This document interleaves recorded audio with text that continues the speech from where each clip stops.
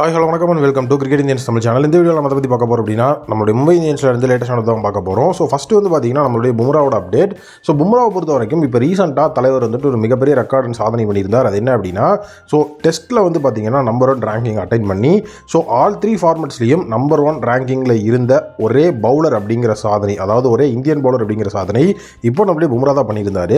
But அந்த ரெக்கார்டை attain பண்ணதுக்கப்புறம் ஒரு இன்ஸ்டா ஸ்டோரி போட்டிருந்தார். அதுதான் வந்துட்டு டோட்டலாக ஷாக்கிங்காக இருந்தது. ஸோ அந்த இன்ஸ்டா ஸ்டோரியில் த சப்போர்ட் அப்படிங்கிறது வந்து அவருக்கு எப்படி இருந்தது, பட் அதற்கான பாராட்டுக்கள் அப்படிங்கிறது எப்படி இருக்குது அப்படிங்கிறத வந்து மென்ஷன் பண்ணுற மாதிரி ஒரு ஹார்ட் பிரேக்கான ஸ்டோரியை தான் அவர் வந்து அந்த இடத்துல வந்து மென்ஷன் பண்ணியிருந்தார். ஸோ அது இந்த இடத்துல வந்துட்டு ஒரு மிகப்பெரிய கான்ட்ரவர்சியை உருவாக்கிச்சு. The support versus the congratulation அப்படின்னு சப்போர்ட்டில் வந்துட்டு யாருமே இல்லாத ஒரு விஷயமும், கங்க்ராச்சுலேஷனில் வந்துட்டு எல்லா க்ரௌடுமே அவரை கங்க்ராச்சுலேட் பண்ணுற மாதிரி விஷயத்தையும் அந்த இடத்துல வந்துட்டு அவர் வந்து ரிவீல் பண்ணியிருந்தார். ஸோ ஒரு சிலர் பார்த்தீங்கன்னா இப்போ ரோஹித் சர்மா வர்சஸ் ஹர்திக் பாண்டியாங்கிற இஷ்யூ போயிட்டு இருக்குது, அதை இதோட இன்டர்கனெக்ட் பண்ணி பேசிகிட்டு இருந்தாங்க. பட் அதுக்கும் இதுக்கும் எந்த விதமான சம்மந்தமும் கிடையாது. ஸோ இந்த போஸ்ட்டுக்கான ரியல் ரீசன் என்ன அப்படின்னு பார்த்தீங்கன்னா, ஸோ நம்மளுடைய பும்ராவை பொறுத்த வரைக்கும் ஸோ அவர் வந்து இன்ஜூரி அப்படிங்கிற ஒரு மிகப்பெரிய லெவலில் இருந்தார். 2023 ஐபிஎல் அப்படிங்கிற அந்த ஒரு டைம் ஸோ அவர் வந்துட்டு ஐபிஎல்ல விளாடவே இல்லை.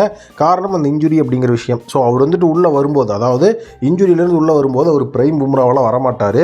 ஸோ ஒரு பேஸ் பவுலருக்கு இன்ஜுரி ஆயிடுச்சு, அவர் திருப்பி கம்பேக் கொடுக்கும்போது அவங்களோட பவுலிங் டோட்டலாகவே வந்துட்டு ஃப்ளாப் ஆகும்னு நிறைய பேர் வந்து பேசிகிட்டு இருந்தாங்க. ஸோ அந்த இன்ஜுரி டைமில் அவரை யாருமே சப்போர்ட் பண்ணல.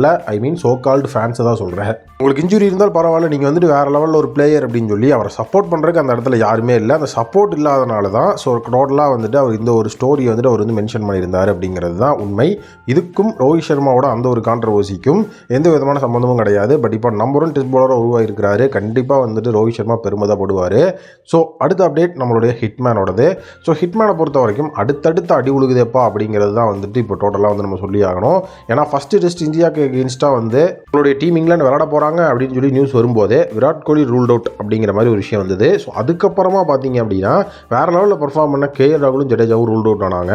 ஸோ இந்த மேட்ச்சில் பார்த்தீங்கன்னா ஸ்ரேயஸ் ஐயர் வேறு லெவலில் கம்பேக் கொடுப்பாரு அப்படின்னு நம்மளே பேசியிருந்தோம். ஸ்ரேயஸ் ஐயரும் இந்த டெஸ்ட்லேருந்து விலகி இருக்கிறாரு. ஸ்டிஃப் பேக் அப்படின்னு சொல்லி அந்த ஒரு மிகப்பெரிய லெவலில் வந்துட்டு அவருக்கு ஹாஸ்பிட்டாலிட்டி வேணும்னு சொல்லியிருக்கிறாங்க. ஸோ ஆல்ரெடி ஒவ்வொருத்தராக கழுவிட்டு போயிட்டு இருக்கிறாங்க. லாஸ்ட் டெஸ்ட்லாம் வந்துட்டு ஹிட்மேன் வேறு லெவலில் ஜெயிச்சு கொடுத்தாரு. பட் இப்போ ஸ்ரேயஸ் ஐயரும் இல்லைனா அந்த இடத்துல வந்துட்டு எப்படி தான் வந்துட்டு டேக்கிள் பண்ண போகிறார். ஏன்னா வந்துட்டு பிரைம் பிளேயர்ஸ் அப்படிங்கும்போது யாருமே இப்போ அந்த டெஸ்ட் ஸ்குவாடில் இல்லை. விராட் இல்லை, கேஎல் ராகுல் இல்லை, ஜடேஜா இல்லை. ஸோ டோட்டலாக ஸ்ரேயஸ் ஐயரும் இல்லை. ரஜத் படிட்டர் லாஸ்ட் டைம் தான் டெபு ஆகிருக்கிறாரு. கேஎஸ் பரத் டோட்டலாக பெர்ஃபார்மன்ஸே கொடுக்க மாட்டேங்கிறாரு. ஸோ இந்த மாதிரி நிறைய விஷயங்கள் அப்படிங்கிற நம்ம பார்க்கும்போது இந்த தடவையும் நம்ம வந்து ரஜத் படிட்டர், கேஎஸ் பரத் அப்படின்னு அவங்க 2 பேர்த்தையும் பேக் பண்ணி தான் ஆகணும். இல்லை கேஎஸ் பரத்தை வெளியே எடுத்துடலாம் அப்படின்னாலும் விக்கெட் கீப்பிங் அப்படிங்கிற ஒரு விஷயம் வந்துட்டு இந்த இடத்துல டோட்டலாக ஒரு மிகப்பெரிய கொஸ்டின் மார்க்காக இருக்குது. சர்ஃப்ராஸ் கானுக்கு வாய்ப்பு கொடுக்கலாம் அப்படின்னாலும் ரஜத் படிட்டர் ஒரு மேட்ச் தான் ஆடி இருக்கிறாரு. டிசைடிங் ஃபேக்டர் அப்படிங்கிறது எடுக்க முடியாது. ஸோ நிறைய டெசிஷன்ஸ் ரோஹித் சர்மா எடுத்தாகணும். ஸோ ரொம்ப பாவம் பாவரு அப்படிங்கிறது தான் என்னுடைய ஒப்பீனியனாக இருக்குது. அடுத்த அப்டேட் இஷான் கிஷான். ஸோ டோட்டலாக இஷான் கிஷானை பொறுத்த வரைக்கும் பாக்கெட் டைனமோவை பற்றி ஏதாவது ஒரு நெகட்டிவ் அப்டேட் வரக்கூடாதுன்னு நினச்சிட்டு இருந்தேன். பட் கரெக்டாக வந்துடுச்சு. ஸோ என்ன நடந்தது அப்படின்னு பார்த்தீங்கன்னா, ஸோ சவுத் ஆஃப்ரிக்கா டூரில் வந்து பார்த்தீங்கன்னா நம்மளோட இஷான் கிஷான் பாதியிலே வெளியேறினார். ஸோ அவர் பாதியிலே வெளியேறும்போது அவருக்கு இன்ஜூரி அப்படின்னு சொல்லி அந்த இடத்துல வந்துட்டு எதுவுமே சொல்லாமல் அவர் அமிச்சிட்டாங்க. பட் இப்போது அந்த சவுத் ஆஃப்ரிக்காவோட டூரில், இந்தியா சவுத் ஆஃப்ரிக்கா டூரில் வந்து பார்த்தீங்கன்னா நம்மளோட இஷான் கிஷான் பாதியிலே வெளியேறினதுக்கு முக்கியமான ரீசன் அப்படின்னு சொல்லி ஒரு விஷயத்த சொல்லியிருக்கிறாங்க. ஸோ அது என்ன அப்படின்னு வந்து பார்த்தீங்க அப்படின்னா, ஸோ ஜிதேஷ் சர்மாவை T20 வேர்ல்டு கப்போட பிரைம் கண்டென்ஷனில் வச்சிருக்கிறது இஷான் கிஷானுக்கு பிடிக்கல. ஸோ அதனால் வந்து அந்த விக்கெட் கீப்பர் அப்படிங்கிற ரோல் வந்துட்டு ஜிதேஷ் சர்மாவுக்கு போயிருமோ அப்படிங்கிற அந்த ஒரு லெவலில் தான் அவர் யோசிச்சு சவுத் ஆஃப்ரிக்கா சீரியஸ்லேருந்து வெளியே போயிட்டார் அப்படிங்கிறது. பட் எனக்கு இதில் இன்னுமே வந்து கிளாரிட்டி அப்படிங்கிற ஒரு விஷயம் வந்து கிடைக்குதா அப்படின்னா, சவுத் ஆஃப்ரிக்காவோட அந்த ஒரு டூரில் மிடில் வந்துட்டு ஜிதேஷ் சர்மா உள்ளே வராரு அப்படிங்கிறது எப்படி இஷான் கிஷானுக்கு முதல்ல வந்து தெரியுது. ஸோ எப்படி வந்துட்டு அந்த இடத்துல வந்துட்டு அவருக்கு அந்த நியூஸ் வந்து போகுது அப்படிங்கிற ஒரு விஷயம் இருக்குது. அது மட்டும் இல்லாமல் இதெல்லாம் பார்த்துட்டு இருந்தோம்னா கண்டிப்பாக இஷான் கிஷானோட கரியர் முடிஞ்சு தான் போகும். காரணம் அவர் ஒரு கன்சிஸ்டண்ட்டான பேட்ஸ்மேனாக இந்தியனில் வந்துட்டு நிற்கலை. இந்தியன் டீமை பொறுத்த வரைக்கும் இஷான் கிஷான் ஒரு ஆல் டைம் அற்புதம் அப்படிங்கிற மாதிரி கிடையாது. அப்பப்போ தான் அடிச்சிட்டு இருக்கார். இப்போ ஒரு ரீசன்ட் ஃபார்மும் சம சொதப்பல்லாத போயிட்டு இருக்குது.